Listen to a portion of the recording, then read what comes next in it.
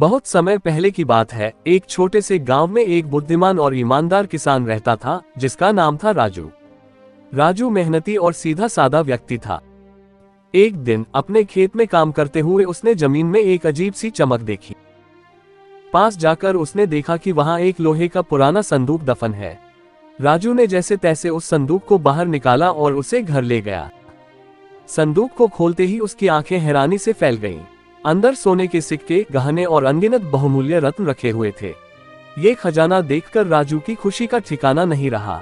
उसने सोचा कि उसकी गरीबी अब हमेशा के लिए समाप्त हो जाएगी और उसका परिवार सुख शांति से जीवन बिता सकेगा। उसने खजाना निकालने के बारे में सोचा, अचानक एक जोर की आवाज आई, इस खजाने को पाने के लिए तुम्हें 3 सवालों का जवाब देना होगा। अगर तुम गलत उत्तर दोगे तो तुम्हें ये खजाना छोड़ना पड़ेगा। राजू चौंक गया। उसने चारों ओर देखा, लेकिन वहां कोई नहीं था। तभी उसे एहसास हुआ कि यह कोई साधारण खजाना नहीं है।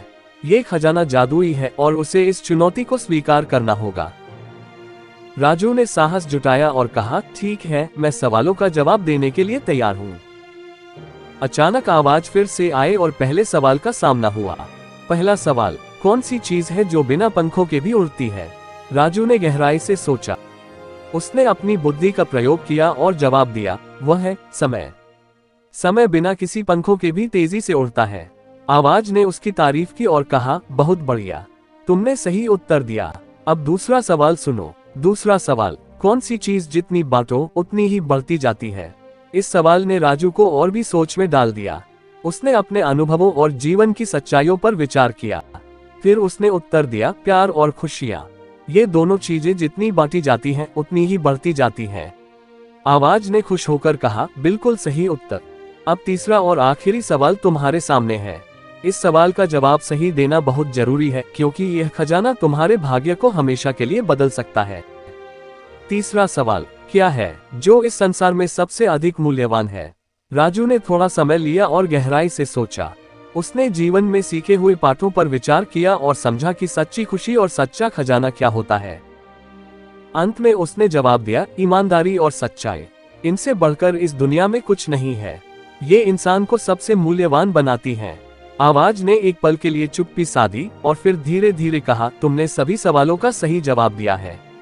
तुमने न केवल बुद्धिमानी दिखाए, बल्कि अपने सच्चे और ईमानदार दिल से जवाब दिए।